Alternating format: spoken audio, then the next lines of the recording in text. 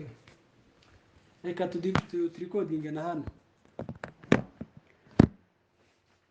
So nuko natangiye mbivuga, natangiye mbabwira yuko tumaze icyumweru kimwe twiga kuri attribute of God cyangwa se nk'indangakamero z'Imana. Rero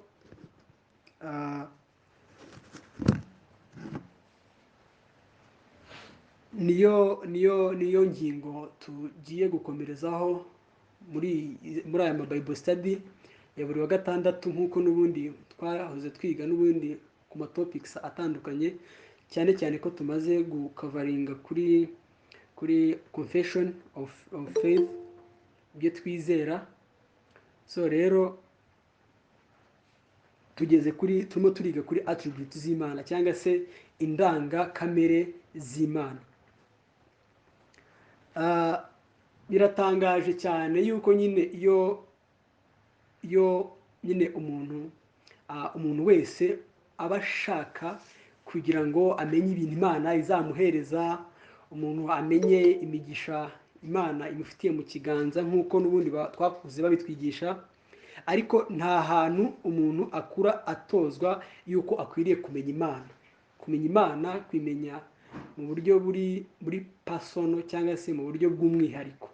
Ukumva nyine nko muri church bavuga rero uyu munsi tugiye kwiga ku biranga Imana, uko Imana iteye. Ibyo rero bituma abantu bose bakura, buri muntu wese asenga Imana yibwira mu bitekerezo bye. Umuntu agakura asenga Imana we nyine yashyize muri scope cyangwa se yashyize mu cyumba runaka, ku buryo Imana nidakora ibihura n'uko atekereza, iyo ngiyo iba agira gute, iba atari Imana. Niyo mpamvu usanga hari abantu bamwe avuga ati njyewe naretse kwizera Imana kubera yuko nasenze Imana, umuvandimwe wanjye agiye gupfa cyangwa se umubyeyi wanjye agiye gupfa ntiyamukiza, hanyuma iyo Mana rero itarabashije kumukiza icyo gihe, iyo Mana ntayibaho. Niyo mpamvu ntagomba kuyikurikira. Urumva ko kuri we aba yarashyizeho standard cyangwa se aba yaremye Imana ku buryo Imana yumva ko iba Imana ari uko we yakoze ugushaka kwe, ari uko ibyo yashatse yabikoze. Rero birakwiye yuko twiga imiterere y'Imana kugira ngo nitujye tunasenga, kugira ngo nitujye tunaramya, tujye tumenya ngo ese Imana ni Imana ki. Rero ndabararitse abavandimwe bari hano kugira ngo tuze kuza kuganirira hamwe, Imana nitugirira ubuntu nyine tukabasha kumva. Umunsi rero nk'uko nabivuze turiga kuri, cyangwa se nk'uko mwahoze mubibona, turiga kuri knowledge and foreknowledge of God, cyangwa se ubumenyi no kumenya mbere by'Imana. Ubumenyi bw'Imana no kuba ibintu byose yarabimenye mbere y'uko bibaho. Ikinyarwanda hari ukuntu nyine iyo uvuze ngo ubumenyi no kumenya mbere by'Imana, hari ukuntu nyine uhita wumva bisa nkaho wumva bidatanga meaning, nk'uko mu Cyongereza bavuga ngo knowledge and foreknowledge of God. So rero ndaza kugerageza kujya ngenda n'interchanginga, cyangwa se ndaza kugerageza kujya ngenda mpinduranya amagambo nyine mu Cyongereza no mu Kinyarwanda. So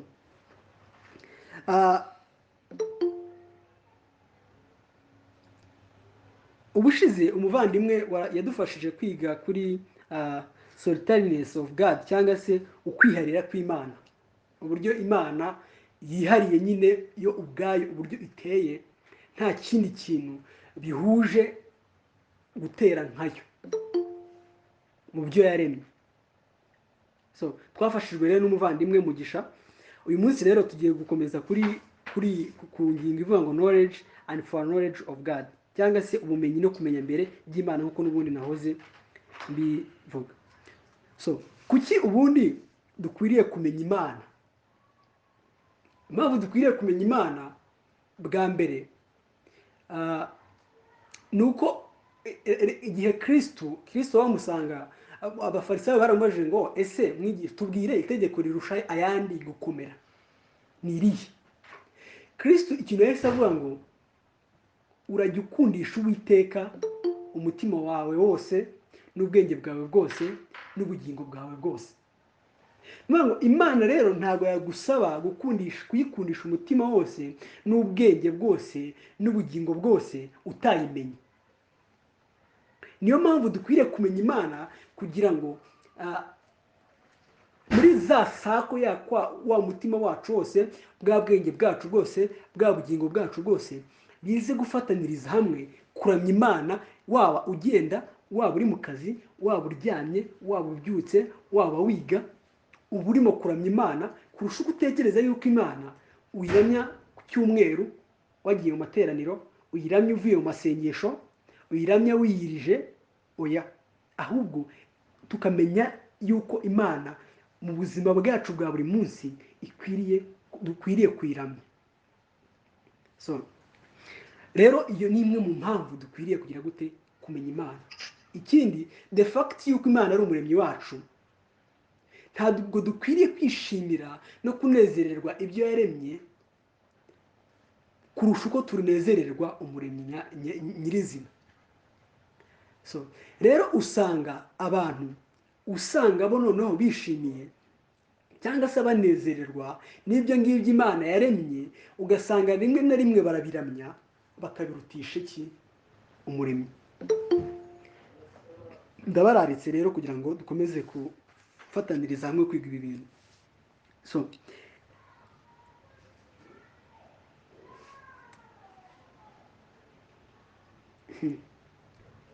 Ubusanzwe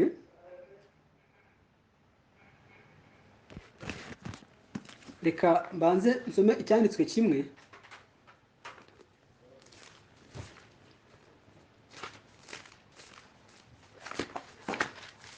cyo mu Kuva igice cya 20, ngo Imana ivuga aya magambo iti, 20 kuva ku murongo wa mbere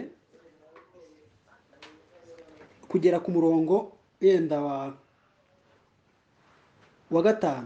Bivuga ngo Imana ivuga aya magambo yose iti, ndi Uwiteka Imana yawe yagukuye mu gihugu cya Egiputa, mu nzu y'uburetwa. Ntukagire izindi mana mu maso yanjye. Ntukiremere igishushanyo kibajwe cyangwa igisa n'ishusho yose iri hejuru mu ijuru cyangwa hasi ku butaka cyangwa mu mazi yo hepfo y'ubutaka. Ntukabyikubita imbere, ntukabikorere, kuko Uwiteka Imana yawe ndi Imana ifuha, mpora abana gukiranirwa kwa base nkageza kubuzukuruza n'ubuvivi bw'abanyana. Ni ukuvuga ngo itegeko rya mbere Imana yatanze ihereza Abisiraheli nk'abantu yimenyekanishijemo, ni uko yatangiye mbere na mbere kwivuga uwiriyo. Uko kwivuga uwiriyo inasaba noneho Abisiraheli kurisipondinga bamaze kugira gute, bamaze kumva uko Imana imeze. Ndi Uwiteka cya mbere wagize gute, wagukuye mu gihugu cya Egiputa nk'ukura mu buretwa. Mu yandi magambo, ndi Uwiteka wagukijije. Ntukagire izindi mana mu maso yanjye. Rero birakwiriye yuko iyi Mana tuyimenya, noneho uko kuyimenya nibyo bidusunikira mu kuyiramya, nibyo bituma tutabasha kwigeranya n'ikindi kintu icyo cyose mu byo yaremye. Rero nihuse ndatangirira kuri iyi topic tugiye kwiga, ndaza kwicamo nayiciyemo ibice bibiri. Hari kuza kuvuga ngo knowledge, ubumenyi bw'Imana, even na for knowledge y'Imana nk'indi pariti yindi ya kabiri. Iyo tuvuze knowledge urumva y'Imana, Imana ni omniscience. Ngo Imana kumenya ibintu byose bidasabye yuko hari ikindi kintu kibasha kugira gute, bidasabye ko ibasha gusobanurirwa nyine ibyo bintu. Omniscience, kuba izi ibintu byose, ibyo abantu batekereza, ibyo bibwira, izi byabanje, izi bizaheruka, izi itangiriro rya buri kintu icyo ari cyo cyose, ikamenya n'iherezo ryacyo. Kuvuga ko Imana izi byose ni ukuvuga ko izi ibintu biriho byose, yaba ibiriho ubu ngubu, ibyahozeho ndetse n'ibizaza. Imana izi buri gikorwa na buri kiremwa cyose mu bihe byose. Imana izi buri gikorwa na buri kiremwa cyose mu bihe byose. So izi buri detaye zose za buri munsi kandi za buri kimwe mu byo yaremye, abantu, inyamaswa, ibihumeka, ikintu cyose cyitwa gifite ubuzima, ikiremwa cy'Imana. Imana izi detaye zose za buri munsi kandi za buri kimwe. Ngo Imana ibizi ibintu ntekereza akantu ku kantu, umurongo ku murongo, icyarimwe. Hano ndi kumwe n'abavandimwe, icyarimwe n'ibiri mu mutwe w'amaguru, the same time. Urumva? ikaba izi n'amafi ari mu nyanja ya Pasifike uko angana. Murabyibuka Kristo nyine atuma amwigisha akamubwira ngo akagenda akavana igiceri akakivana mu ifi. Urumva? Ibyo bintu rero Imana irabizi byose. Ni ukubera iki ibi bintu iyo tubimenye, ni ukumenya yuko niyo turimo gukora ibyaha hari ukuntu tujye twibwira yuko ahari noneho Imana ishobora kuba yasinziriye cyangwa se ahari ibi ngibi bitabibonye. Irabizi kuva na planning yabyo. So reka dusome muri Daniyeli 2:22.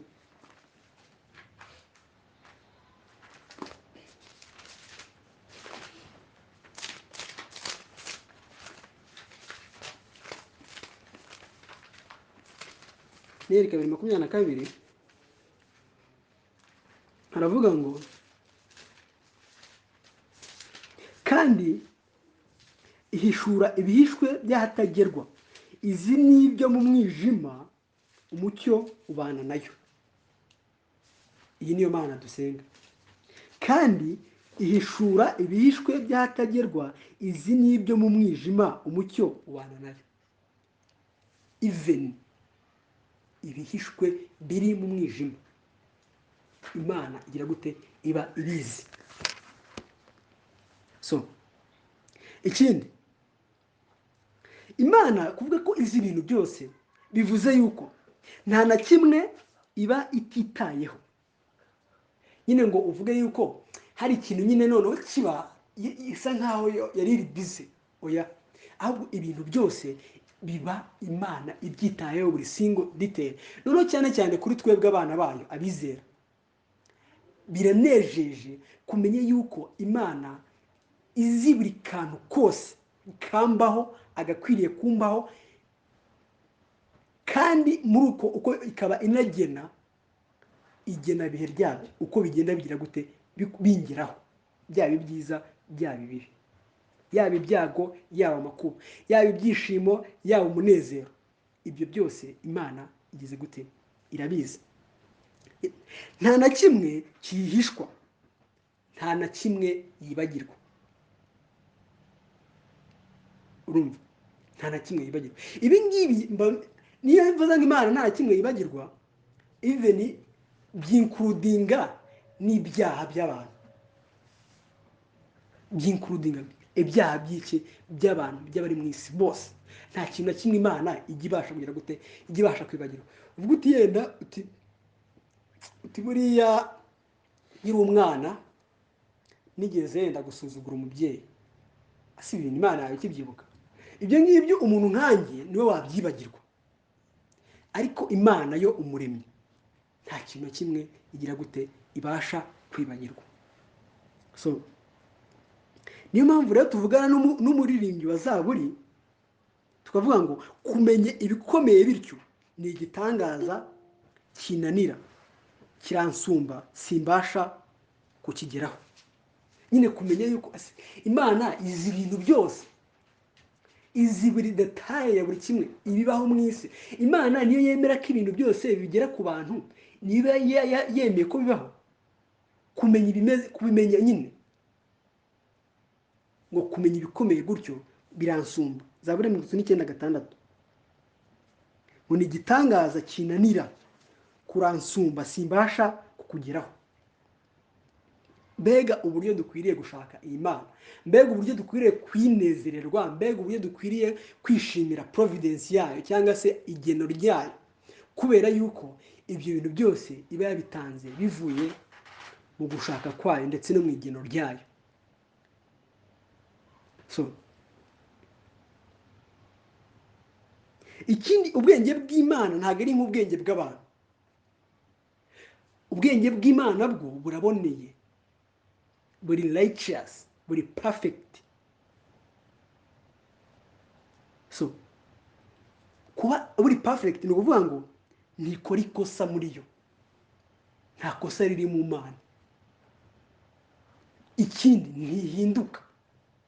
Nyine ngo uyu munsi ibe yari umusore, ejo ibe yabaye umusaza. Uyu munsi ibe yagize impuhwe, ejo nyine iba ari umunyamujinya. Ibyo byose bigira at the same time.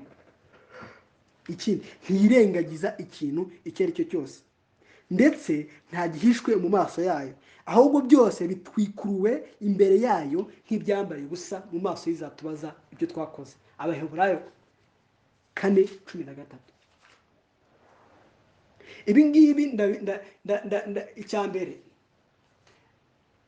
ndahamagarira umuntu waba uri hano kuri iyi platform utarizera ubutumwa bwiza, kumenya yuko ibyaha byawe nta na kimwe gihishwe imbere y'Imana. Ntacyo, nta gihari rwose, nta gihari gihishwe imbere y'Imana. Byose bitwikuruwe nk'ibyambaye ubusa mu maso y'izatubaza ibyo twakoze.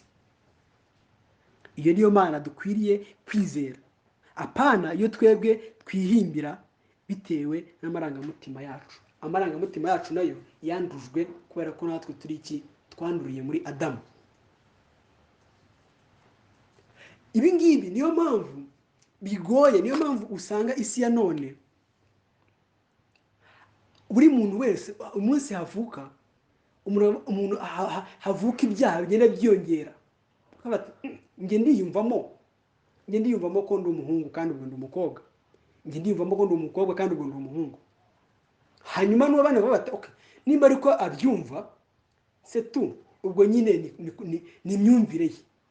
Kubera iki? Kubera ko habuze standard, habuze defining, habuze Imana kuba ariyo ibintu byose biheraho, hanyuma ngo bibe ariyo itanga platform y'ibyo natwe dukwiriye kwizera no kubyajingiraho ibintu. So ibyo byose rero bituruka mu kutamenya Imana nk'aho ariyo tangiriro ry'ibintu byose. So rero niyo mpamvu dukwiriye gusenga Imana dukuye mu byanditswe byera, itavuye mu Mana, itavuye mu bitekerezo twahawe na basogokuru bacu batari bazi Imana. So kumenya Imana gutya bidusunikira ku kuyiramya by'ukuri.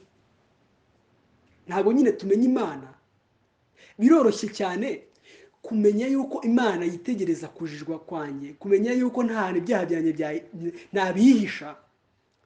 Ibyo bintu biroroshye kudakina n'icyaha, kubera yuko ntibimere nka bya bindi tuvuga ngo ninjya kuryama ndihana,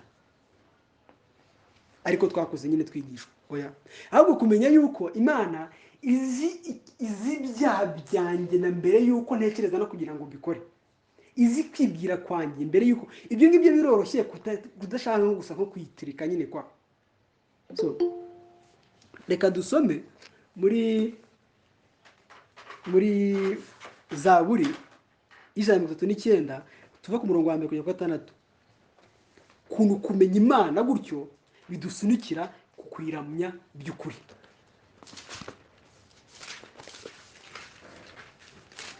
Zaburi 139 1 kugera kuri 6. Zaburi yahimbiwe umutware w'abaririmbyi ni ya Dawidi. Uwiteka warandondoye uramenya, uzi imyicarire yanjye n'imihagurukire yanjye, umenyera kure ibyo nibwira, ujya urondora imigendere yanjye n'imiryamire yanjye, uzi inzira zanjye zose. Kuko ijambo ritaraba mu rurimi rwanjye uba umaze kurimenya rwose. Uwiteka ungose inyuma n'imbere, unshyizeho ukuboko kwawe, kumenya ibikomeye bityo ni igitangaza, kuransumba simbasha kukugeraho. Amen. Ibi urabona yuko birangije uyu mwanditsi wa Zaburi ahimbaza Imana, kuko ngo kumenya ibikomeye gutyo ngo ni igitangaza kinanira, ngo kuransumba simbasha kukugeraho. Amen. So kumenya Imana rero bidusunikira kuyiramya. So nubwo twebwe tutayirebesha amaso y'umubiri, iyo siko bimeze, ahubwo ituzi cyane kurushaho, izi ibyo twibwira. Twebwe ntago turebesha Imana aya maso y'umubiri nyine, aya ngaya nyine dufite, urumva? Ntago tuyirebesha amaso y'umubiri, ariko yo siko bimeze. Yo iratwitegereza, ikaba izi n'ibiri mu bitekerezo byacu, kandi ibyo ngibyo ikabimenyera mu bari mu isi bose. Nuvuge ngo nyine hari umuhanzi wajya kuririmba bita ngo ni Gerardine, yavuga ngo ntago Imana ngo yashyizweho n'amatora ngo wenda ngo ugire ubwoba ngo yuko manda yayo ngo ishobora ngo kurangira ngo vuba aha, bikarangira itabisohoje, sibyo? Okay. Ntago ndimo gushaka kugaragaza iyo message yiwe nko kuba ariyo nshaka kubezingiraho, ahubwo kuko nyine harimo ukuri kuva yuko Imana itashyizweho nyine n'ubushake bw'abantu, urumva? Ngo hanyuma nyine ubwo bushake bw'abantu bube bwagira igihe buse nk'ubwayikuraho itagize gute, idasohoje ibyo yakoze, sibyo? Izi cyane ibyo twibwira, ibyo dutekereza, ibyo dukora, ibyo byose ni Imana ibibizi, kandi noneho ikanagena uko bisimburana. So nta kintu umuntu yakorera ahiherereye ngo yihishe mu maso yayo. Ibi ngibi tubanze iki kintu cyumve. Nta kintu umuntu ashobora gukora ahiherereye ngo gihishwe mu maso y'Imana. Dufite ingero nyinshi mu byanditswe byera. Ni ukuvuga ngo ibicocera Adamu na Eva biremeye ntago byatumye bihisha ubwambure bwabo mu maso y'Imana. Kuba Kayini yica Abeli nta muntu wari uhari ntibyatumye itabimenya. Guseka kwa Sara ari mu ihema ntibyatumye Imana itabimenya. Murabizi Sara nyine Imana imaze kuvuga yuko nyine ngo igihe ngo umwaka utaha igihe nk'iki ngo azabyara nyine umwana, ngo agakubita agatwenge, urumva? Kugerageza kwa Dawidi gusibanganya ibimenyetso kwe nikwatumye Imana itabona icyaha cye ngo imutumeho umuhanuzi. This is example from scriptures dukura mu byanditswe byera. Abanyabyaha nk'uko n'ubusanzwe ari abanzi b'Imana, banga amategeko yayo nk'uko mu Baroma 8:7 yabivuga, baba bashaka ko ntawe ubahamya ibyaha byabo. Baba bashaka yuko batagira ikindi kintu kibasha kugira gute, kibasha kuba judginga cyangwa se kibasha kwinjira mu gitekerezo yabo cyangwa kikabacira imanza. Niyo mpamvu bahunga Imana. Baba bashaka ko nta witegereza mu mitima yabo, kandi bityo tureba yuko natwe atari ko tumeze. Baba bashaka ko nta ubacira imanza ku byo bakora, bashaka kwirukana iyo Mana mu mitima yabo, baba bifuza ko itabaho. Nuko nguko iyi Mana imbuza gukora ibyo kamere yanjye ishaka. Iyi Mana insaba kuyikurikira nkarekura byose. Iyi Mana imbuza nyine ibyo nishimira, byakabaye byiza iyo bitariho. Mu yandi magambo, bifuza kubaho nk'aho nta mana iriho. Kadusome muri Hoseya 7:2 ukuntu ibyo bidashoboka. Hoseya 7:2 na Zaburi ya 98.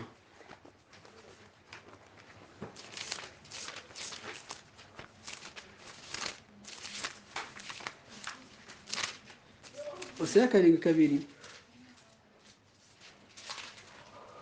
ngo kandi mu mitima yabo ntibatekereza ko nibuka gukiranirwa kwabo kose, noneho imigirire yabo mibi irabagose kandi iri no mu maso yanjye.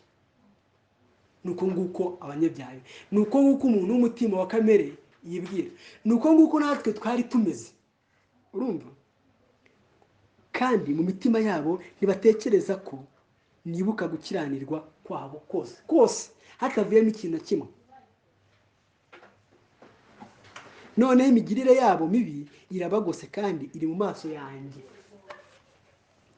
Iyi niyo mana umuntu adashobora gukora icyaha in private, nyine area iyo ari yo yose ngo cyihishwe, ahubwo ibibona byose bitwikuruwe mu maso yayo nk'ibyambaye ubusa. Next, usome Zaburi ya 90:8.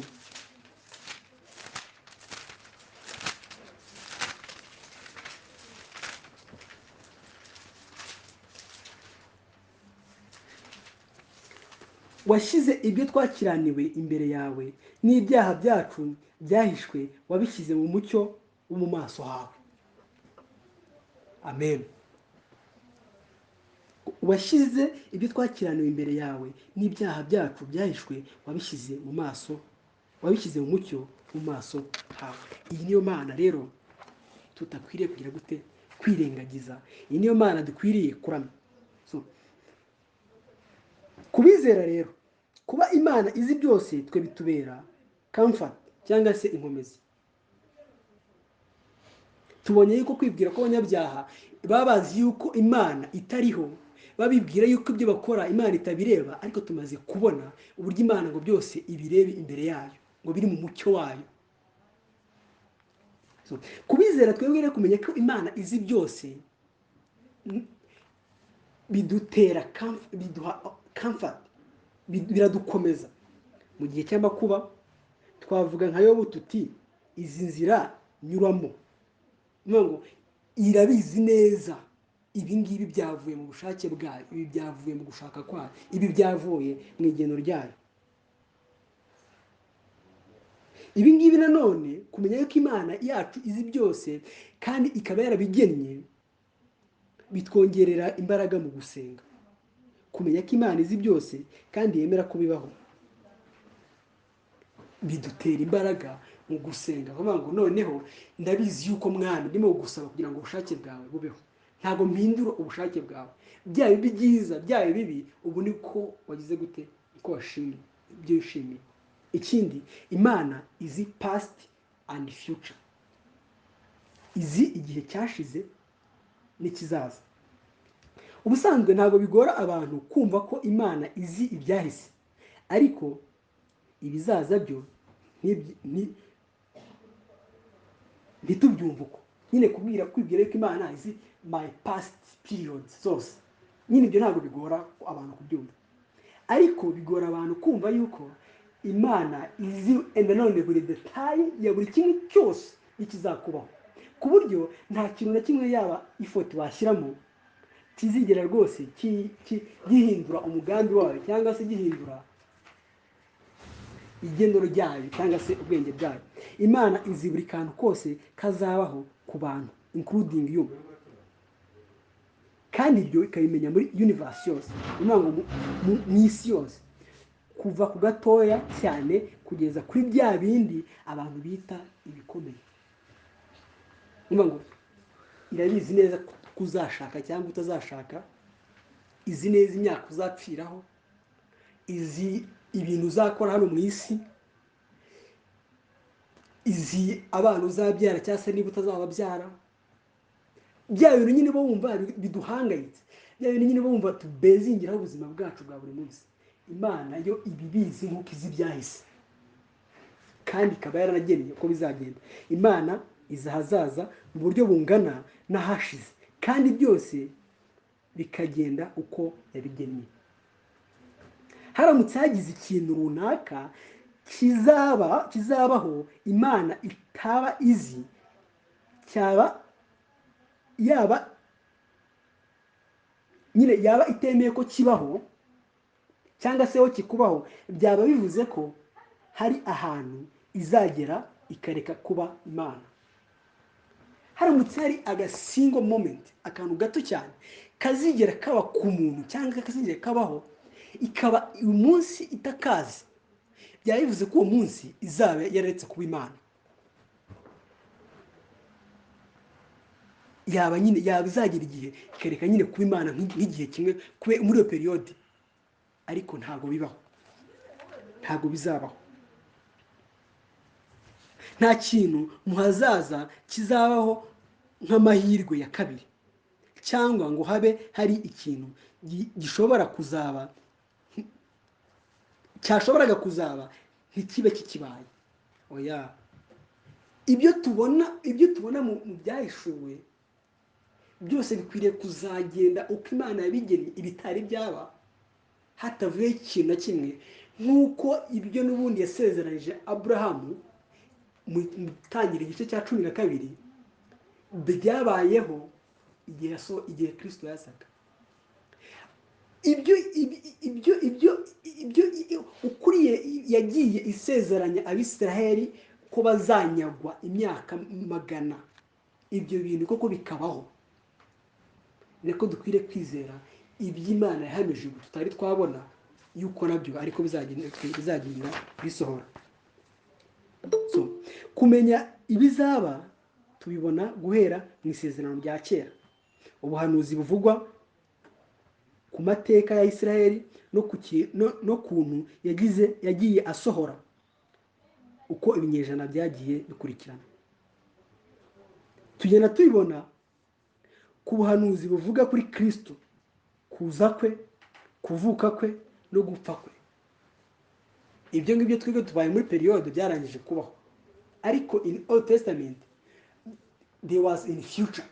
Ndimo ndereka yuko imana izi future nkuko izi the past. Nta kintu kizigera kibaho bitewe nuko imana ikizi gusa, ahubwo ni nayo ituma kibaho. Ntago nyine imana nyine bimenye just gusa, ahubwo ni nayo ituma ibyo bintu uko bizagenda bisimburanya, niyo igena uko bizagenda bigira gute bisimburana. Reka rero nihuse njye kuri parti ya kabiri. Parti ya kabiri ivuga kuri for knowledge. Nari maze kuvuga kuri knowledge y'Imana, uburyo ubumenyi, kumenya kw'Imana kw'ibintu byose, kuba izi ibintu byose. Noneho tugiye kureba iki kintu cya for knowledge.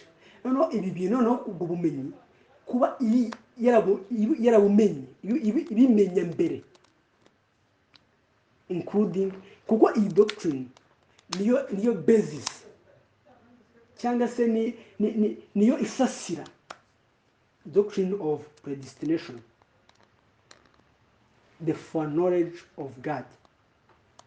So abantu ntago bakunze kujya impaka, cyane cyane ku bakristo abizera ntago bakunze kujya impaka ku kubyarwa n'umwari kwa Kristo, ku kumena amaraso kwe kubw'ibyaha by'abantu, kugaruka kwe, gutsindishirizwa kw'abizera binyuze mu kwizera, kwezwa kw'abizera, umutekano cyangwa se security of salvation n'ibindi. Ibi ni ibintu usanga most of the people bizera nyine atari ikintu, usanga nyine atari a big issue muri bo.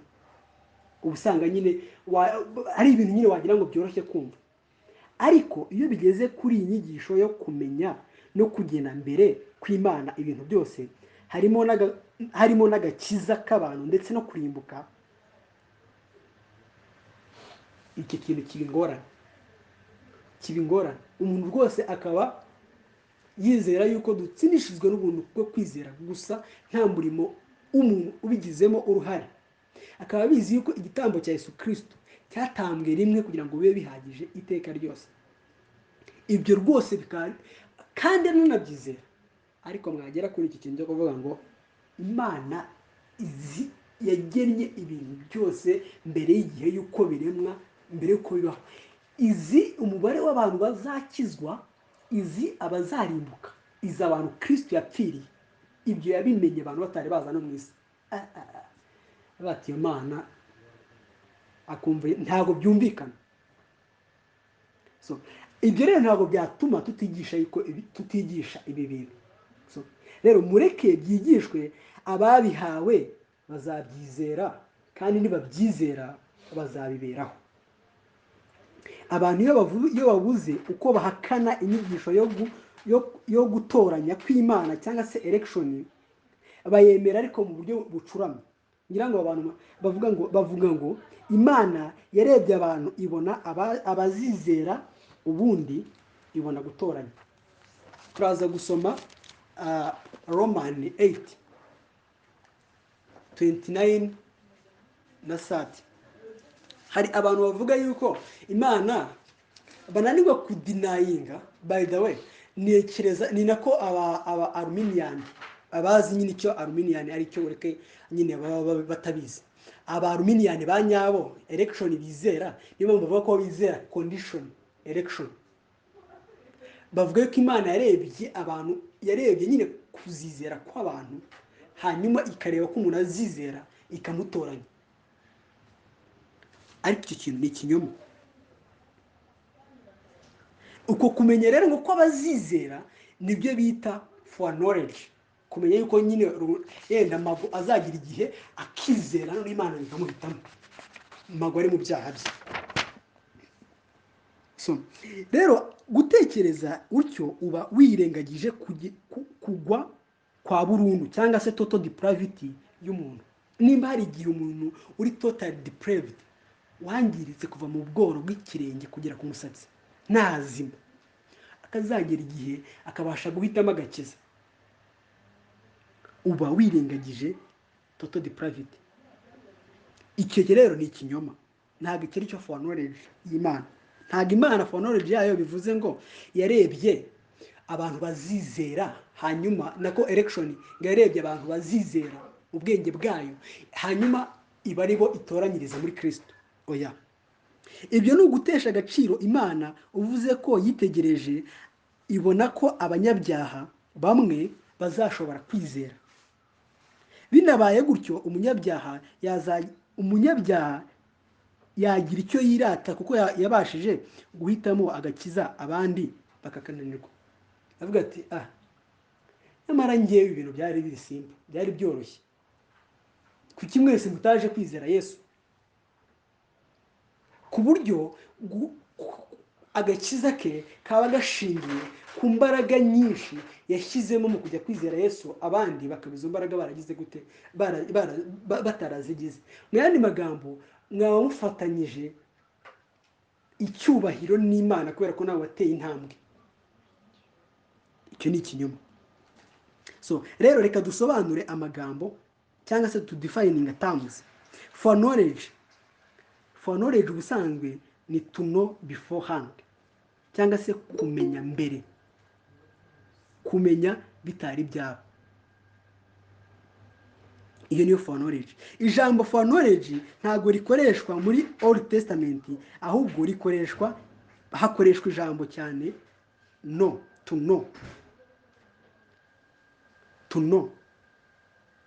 Hano hari ibyanditswe byinshi ndibuze kugenda nsoma, byakabaye byiza ngiye mbisoma mu Cyongereza, ariko reka nsome nko mu Gutegeka kwa 2:24. Gutegeka kwa 2:24.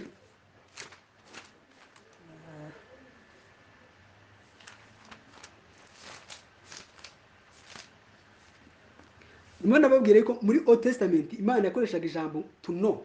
Nimba kandi nkoresha mu Cyongereza, ntabwo yakoreshaga muri Old Testament, ntabwo ibiri ikoreshamo ijambo for knowledge, ahubwo yakoreshaga no, kumenya.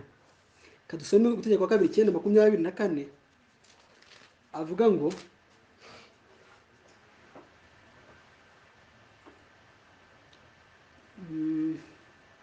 ndetse mwagomeraga Uwiteka uhereye ku munsi natangiriye kubamenya. Byakabaye byiza ngira ngo ngiye nsoma mu cyongereza, ariko for the sake of time reka njye nkomeza gusoma mu kinyarwanda. Mujya muhighlightinga iri jambo kumenya nyine, ni kuko mu cyongereza niho havuga no. So Yeremiya 1:5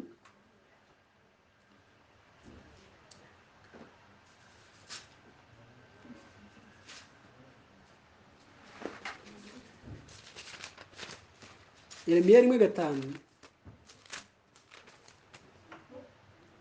nakumenye ntarakurema mu nda ya nyoko, kandi nakwejeje utaravuka ngushyiriraho kuba umuhanuzi uhanurira amahanga.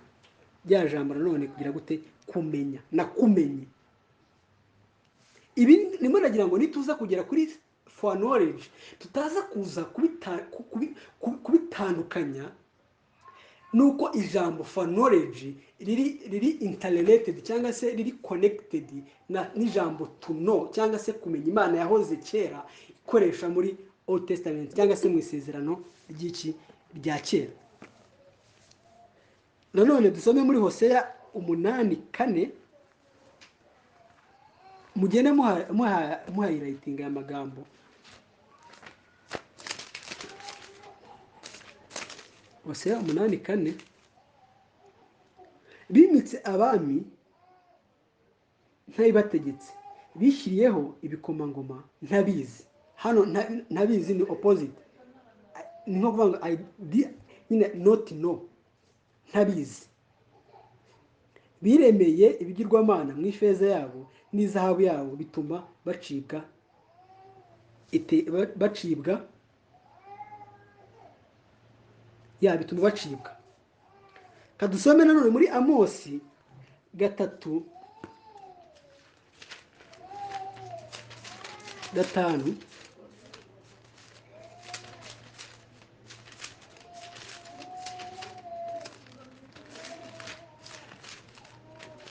Amosi 3:5 aravuga ngo ni 3:2 sorry, avuga ngo nimwe gusa namenye bo mu miryango yose yo mu isi, nicyo gituma nzabahanira ibicumuro byanyu. Nimwe gusa namenye. Ntabwo bivuze ko Imana itari izi abandi bantu bari mu isi, ahubwo irimo irerekana isano specifically aba bantu yakuye mu bandi ikabagira abayo. Niyo mpamvu rero nakomeje gukoresha iri jambo kumenya cyane, kugira ngo tutarinjira muri noneho for knowledge. No kugira ngo mbere na mbere ntabwo Imana ivuga ikoresha iri jambo kumenya ishaka nko kugira ngo by the way iri jambo rinakoreshwa muri nuzi. Iri jambo to know rikoreshwa muri Matayo 7:23, Yohana 10:14, Matayo 7:23 havuga yuko ngo azababwira ngo sinigeze mbamenya. Ni ijambo rikoreshwa in personal ku bantu, ntabwo ari ijambo rikoreshwa kuri events z'abantu.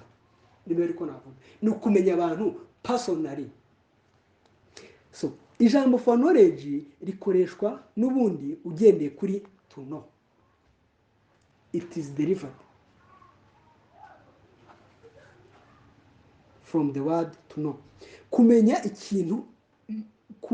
ikintu cyangwa se abantu mbere, specific to people. Ibi ngibi urabona ko Imana igice twagiye dusoma yagendaga ibivuga specifically ku Bisiraheli nko ku bantu nyine. Nimwe gusa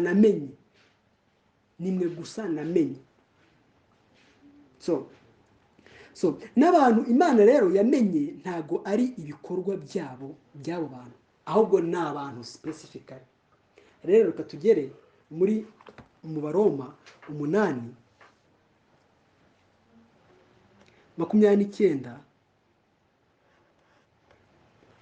na 30. 29 na 30.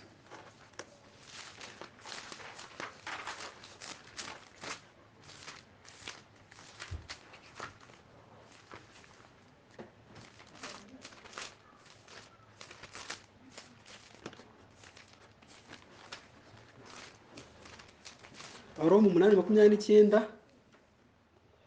aravuga ngo kuko abo yamenye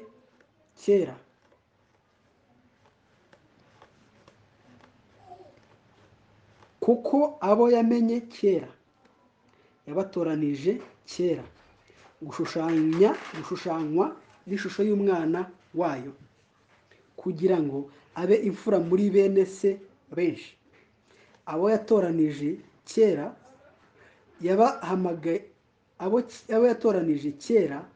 yarabahamagaye, kandi abo yahamagaye yarabatsindishirije, n'abo yatsindishirije yabahaye ubwiza.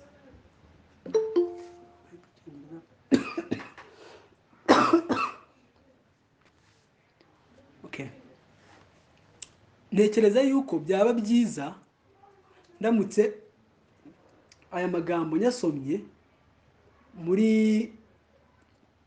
English version, kuko bisa nkaho yo ari clear cyane, kubera yuko ho ijambo for knowledge gakoreshwa cyane. Okay,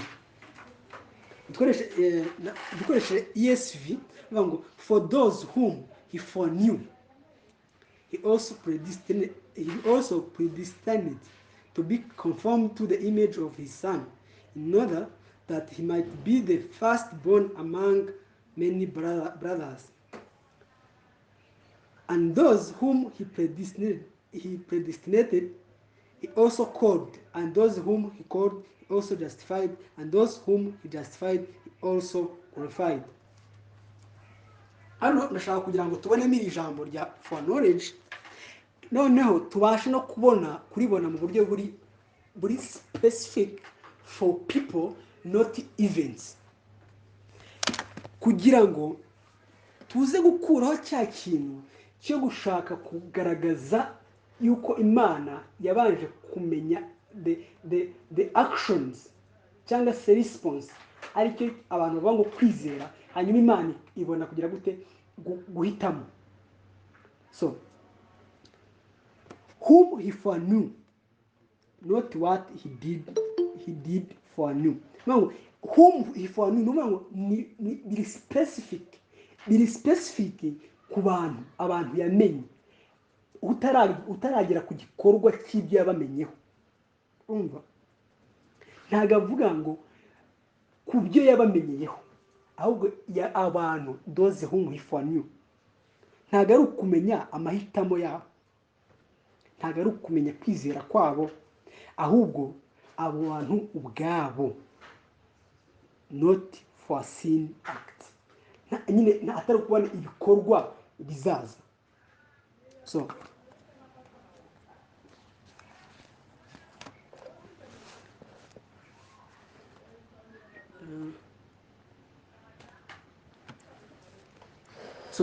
rero kumenya mbere kw'Imana cyangwa se for knowledge y'Imana, cyangwa se Imana kuba yaramenye abantu mbere hanyuma ikabatoranya, iyi ni doctrine dukwiriye kwizera, hanyuma ikanagira gute, ikanaduhamboringa down.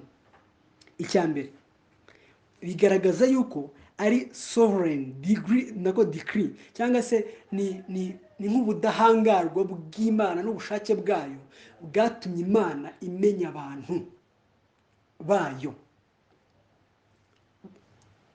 Abo bantu irangije irabatoranya nkuko twagize gute, twabisomye. Kuko abo yamenye kera yabatoranirije kera gushushanywa n'ishusho y'umwana wayo. So Imana rero niyo yamenye aba bantu, irangije irabatoranya. Ngo habanje Imana kumenya, imaze kumenya irangije igira gute, iratoranya. Rero Imana izi ibizaba kubera yuko n'ubundi ari nayo igena ibigize gute, ibizabaho n'ubundi ko bizagenda bikurikirana. So rero mbaye nk'usamarayizinga ibi bintu tumaze kwiga kugira ngo n'abandi bavandimwe tuze gushyiraho, kuko iyi ngiyi ari Bible study, tuze kugira umwanya wo kugira ngo abavandimwe bakomeze gutanga more of clarification cyangwa se kubasha kunyunganira no kubasha gutuma noneho tubisobanurirana mu buryo nyine buri bwumvikanye kurushaho, yenda n'abandi bavandimwe bagerageza gukomplimentinga. Ni ukuvuga ngo Imana izi ibintu byose, knowledge, mbere kuri knowledge, Imana izi ibintu byose mu biri mu isi byose. Ibiri mu isi birimo twebwe, birimo inyamaswa, ko twebwe n'abantu, birimo n'ibindi bihumeka, ubwo ni ibiti, ni amashyamba, n'amazi n'ibindi nk'ibyo ngibyo, irabizi. Hanyuma ibi bintu kubimenya, iyo twebwe tumenye ibyo bintu bituma tugira amahoro, kumenya yuko nta kintu na kimwe kijya kibasha kutubaho cyangwa se kijya kibasha kutugeraho bitavuye mu igeno ry'Imana no mu gushaka kw'Imana, yaba ibihe byiza yaba ibihe bibi. Nyine cyane cyane ko turi mu bihe bya corona, abantu bose nyine yabaciye ururondogoro, ku buryo nyine iyo bigeze kuri twebwe abizera tujya nyine dushifitinga iki kintu nk'aho tugishifitinga mu maboko y'abantu. Oya, ahubwo n'ibi bihe byo turimo n'ibizaza byose ni igeno n'ubushake bw'Imana. So rero for knowledge noneho Imana, nuko Imana noneho yagize gute, yamenye ibintu, yagennye, yamenye abazizera, abazakizwa mu bwenge bwayo mbere yuko agira gute, mbere yuko agira ikintu na kimwe kibaho. How are you? We are fine. So How are you, boss? Oh, yes. You love Chelsea. we are in the meeting, but you can keep it. Okay, you can sit. Okay. So muri hangana twari tubonye abashyitsi, rero reka dukomeze. Sofa rero narimo gusa nk'utanga application cyangwa se mu kumenya yuko Imana izi ibintu byose bitubaho, hanyuma no kumenya yuko nari nayo yagennye uko bibaho. Ikintu application biduhereza kumenya ubumenyi bw'Imana bidutera kwitangarira. Icyo ni icya mbere. Twamara kwitangarira bikadutera kwishimagiza, adoration. So ibyo rero tumaze kubimenya, kubaho kwanjye gukwiriye kuntera guhora mpimbaza Imana, mvuga nti ni gute Imana yari izi uko nzagwa, izi ibyaha nzakora, gusubira inyuma kwanjye, icyaha nzakora, ariko ikarengaho igakomeza kunkunda, ikarengaho igatanga umwana wayo Yesu Kristo kumpfira, ikarengaho ikantoranyiriza mu bazizera ubutumwa bwiza.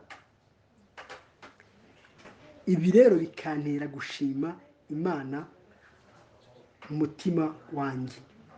Gutekereza ibyo bijye bidutera kuramya Imana. So rero reka nsenge nsoza kugira ngo abavandimwe nyine tukomeze kugira nyine interactive